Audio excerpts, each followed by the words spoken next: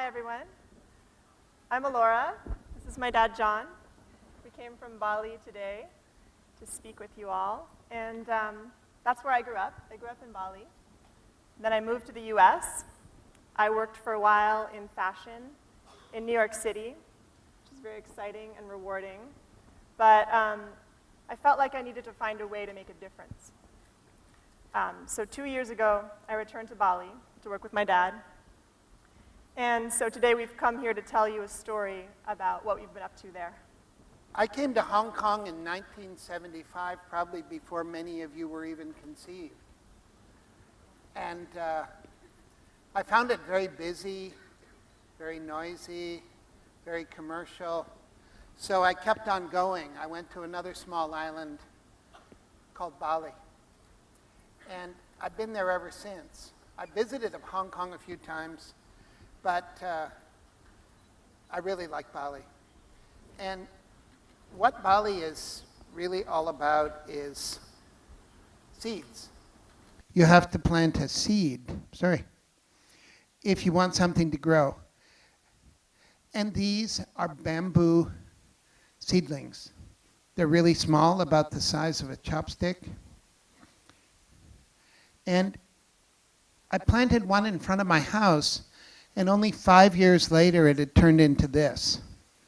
A great big clump of black bamboo. And the important thing to know about bamboo is the mother, and the mother lives underground and sends up shoots. And these shoots are totally amazing. They're big, they come up full size, they go as high as a coconut tree in 2 months. And then you wait 3 years and you can cut them.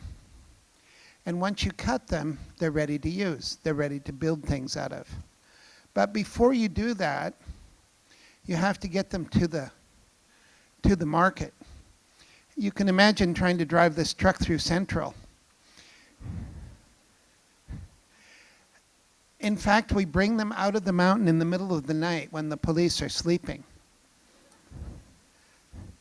They're really, really long. And once we get them to the workshop, we wash them with water, and we put them in these giant tanks. And there they sit for 24 hours in a solution of borax. Now, borax is a natural salt that comes from Tibet, which must be yours, Turkey, and Boron, California. It goes into the bamboo, and we end up with this. Now, we all want to believe there's a virtual, endless supply of everything.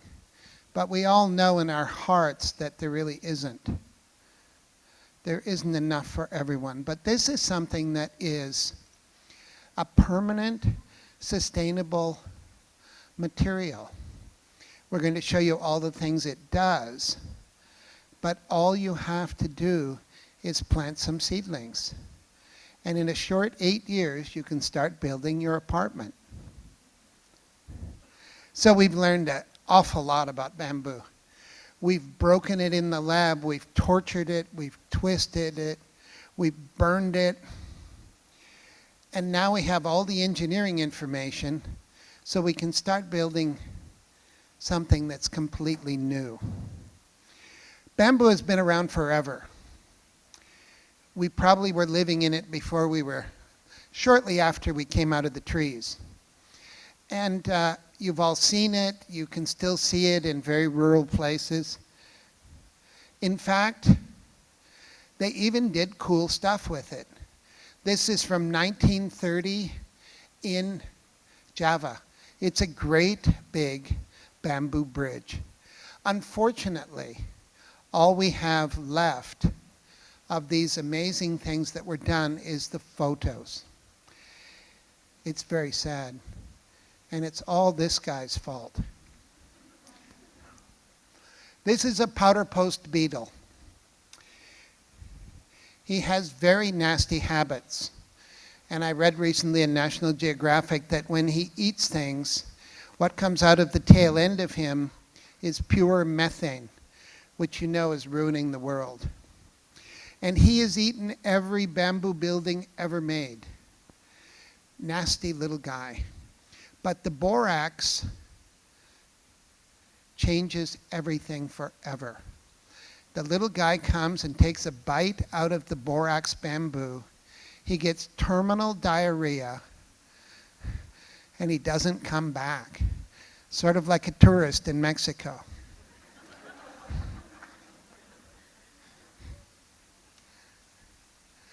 So now we can build things like this. Permanent, sustainable architecture. And if you look closely up there, those guys are eating their lunch. So we not only can build beautiful things, we can have some fun doing it. This is a bridge at Green School in Bali. It's 22 meters long. It's the biggest bamboo bridge in Asia. And some people think it's the most beautiful. We can do scale. And we can do beauty. This is Green School. We call it the heart of school. When the architects started, it was a rectangular box, and it was called the administration complex. We twisted it, we bent it, it became a double helix, and we renamed it the heart of school. There's a model of it sitting in front of the construction site. And remarkably, it was built by guys like this. This is Wayan. He started building bamboo with his dad when he was 5 years old, and he's still doing it. And they have amazing techniques. That's called a fish mouth, and it's being pinned together with a very elegant bamboo pin. Hand-built, hand-raised buildings, no cranes. And it looks like chaos. If I have one more person tell me about the wonderful bamboo they use in Hong Kong for scaffolding, I will cry. Because when that scaffolding comes down, you know what you're left with. You're left with a giant concrete building, and the bamboo is gone. What happens with us is we take down our metal scaffolding, and we're left with a beautiful bamboo building. We're just going in the opposite direction. It's really exciting to see it. This is the heart of school. It used 7 kilometers of bamboo, but it's very important to do the math. The heart of school has been there for 5 years. The bamboo sprouted and grew for 3 years. That means that this building didn't exist on the planet 8 years ago. It's incredible when you think about the only way we could have built an equivalent structure is to cut down hundreds of 60 or 70-year-old trees. Bamboo is a viable future. It's a school.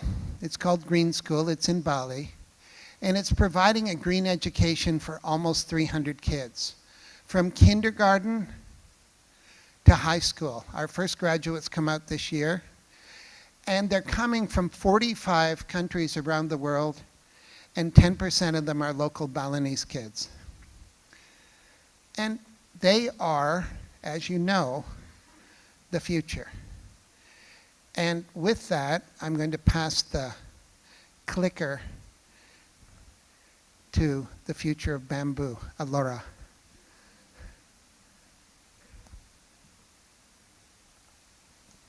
So I returned to Bali a couple years ago, and Green School had already mostly been built by that time. And I inherited the team of craftsmen and architects who had been building Green School.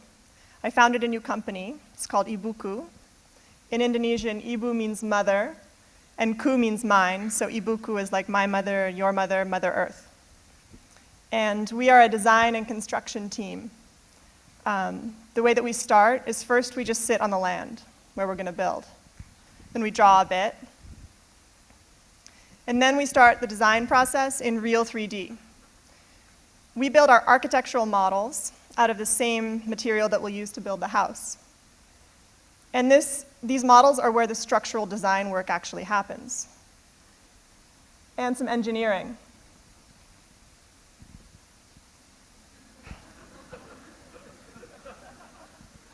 So as Putra's designing the structure of the house, he's testing it for weakness.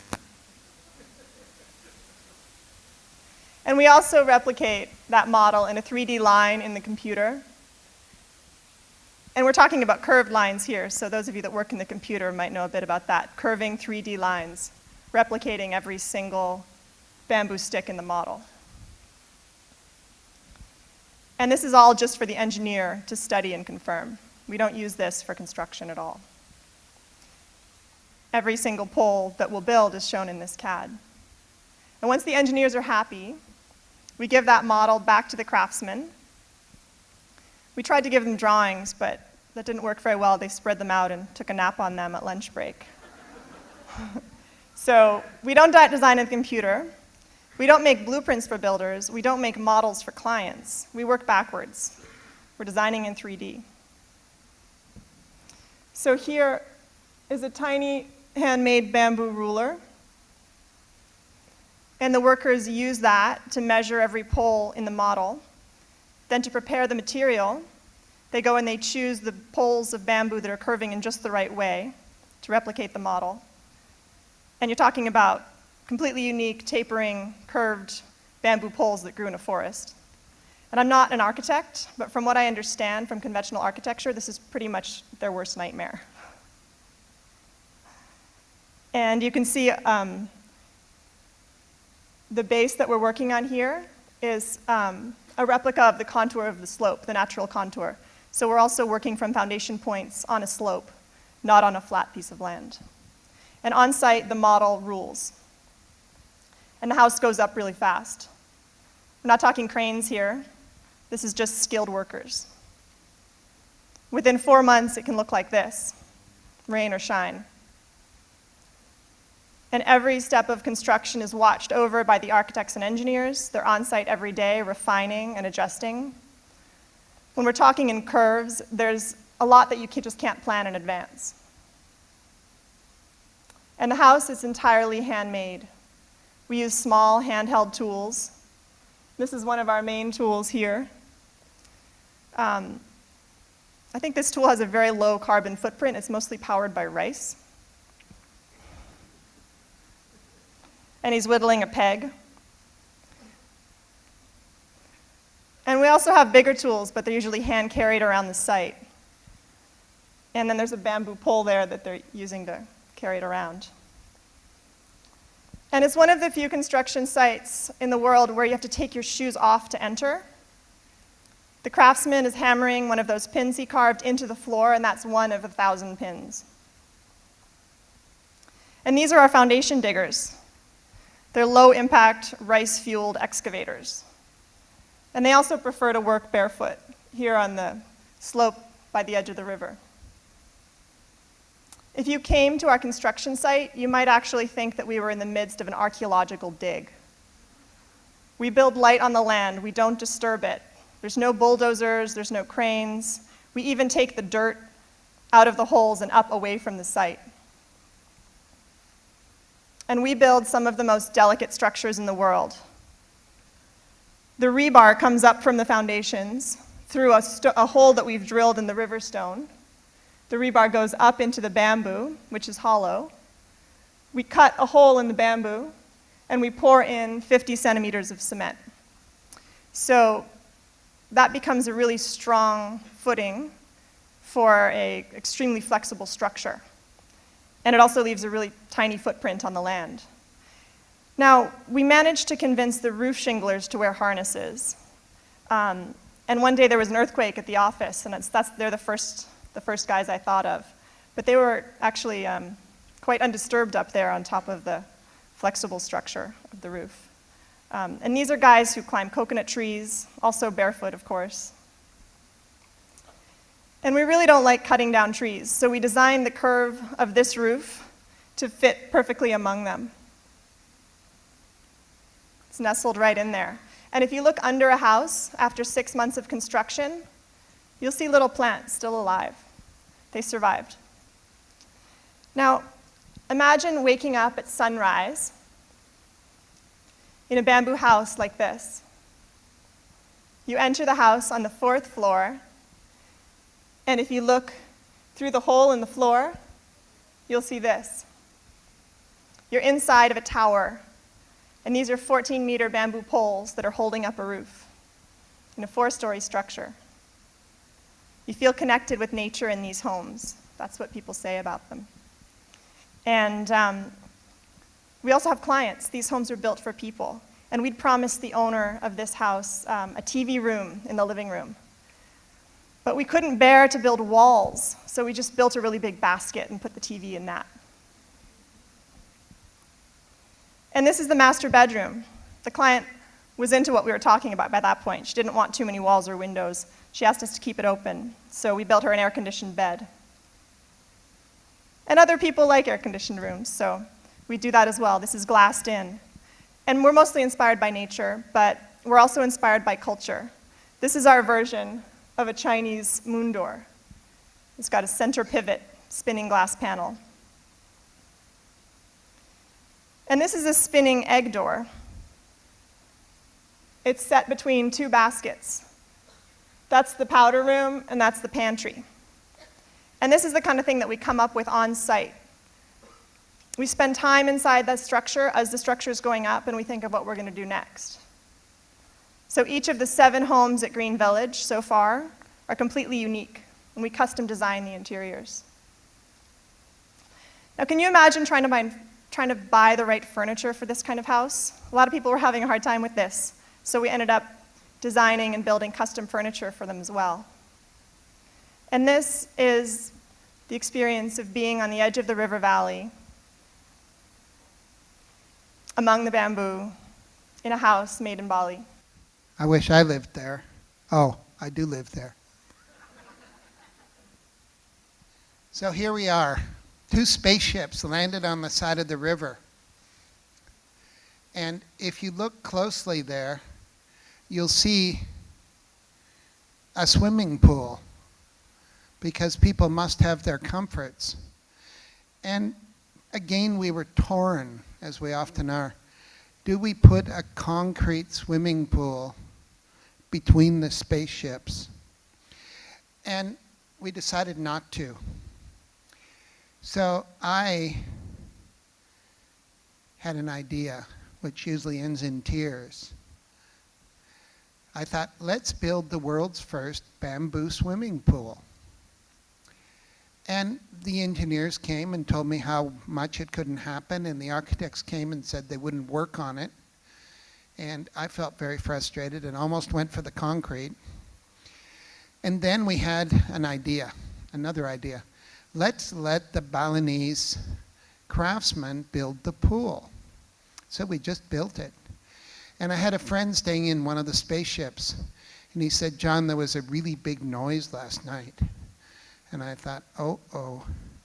The first pool had turned over and dumped its entire contents of water into the river. But the Balinese were completely unfazed. They came back, they reinforced all the footings, they'd learned a lot in that one turnover, and then they did extensive testing.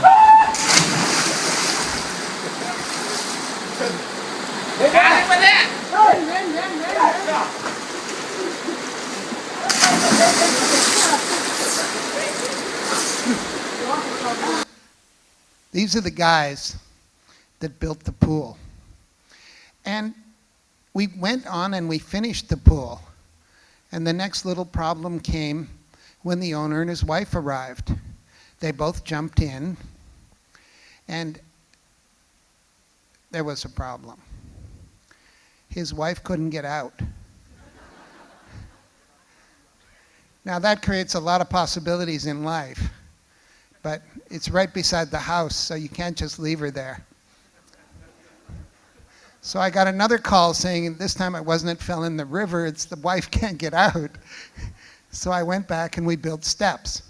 Now everyone can get out. So that was just a little vignette, and my life is small, but I'm going to pass the mic back to Elora, and she's going to talk about much bigger and important things. So we're building houses, and this one you can't see it all, but it's actually six stories. So it's longer than our longest bamboo. We had to create a creative tower structure inside to make it work.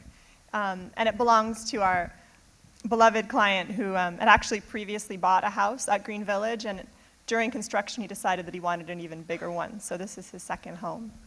And these are the first 8 of hundreds of homes that will be built around Green School over the next years. And this is an example of a structure at a hotel. It's an exact replica of a traditional wooden Sumatran house, and it's at the center of our family hotel in Ubud. Recently, this bamboo chocolate factory sprung up in our neighborhood. It's the biggest chocolate factory made of bamboo in the world. And a local bank commissioned us to build a green ATM. So it's solar powered, and it's made of glass and bamboo. And for security, that sort of issue came up and they wanted to build big foundations. We just bolted it to a big rock. So it's not going anywhere. All of these things are just percolating and adding up, and there's basically a bamboo revolution going on. I didn't know what I'd started when I built the school. And you all live in the world of designers, and they all have better suits and better haircuts than anyone else. And they're designing what they're designing. I'm not always completely on the train, but this stuff is being made by these guys. This is local. These are local Indonesian artisans, architects, designers, engineers. And they get into trouble, especially with their mothers. Because their mothers go, we spent all that money on your education, and you're building bamboo. When are you going to get serious and move to Hong Kong and design parking garages? This is really local, and it's really a pleasure to be local. Local bamboo, local talent. And I can't really tell you guys anything about bamboo. This is a 300-year-old Chinese bamboo brush pot found in a church basement sale in London. It was recently sold for $500,000 at auction. So you've been in the bamboo world forever. And the reason I came up here to speak is I really think it's time to create a bamboo future. If you really want to blindly follow the West, follow this young man who's going out to plant a bamboo seedling. Thank you. Thank you, John and Elora. Now, does anyone has any questions? I was just wondering, is there a lifespan on the bamboo, or does it need to be replaced every 5-10 years, or how does it? I knew I forgot something. You remember the brush pot? Yeah. Was 300 years old? Yeah. Well, our buildings, and I'm pretty safe at 63 saying this, will last 100 years. And the oldest piece, we work with a big mining company that mines the borax, and the oldest piece of borax-treated material in the world is 60 years old. And that little powder post beetle still doesn't want to eat it. So I'm feeling pretty good about the age of bamboo. You have to properly treat it, design with it carefully, and it will last for generations. I'm Indonesian, and I wanted to thank you for what you're doing for my people. What plans do you have to take your bamboo technology beyond Bali or beyond Indonesia?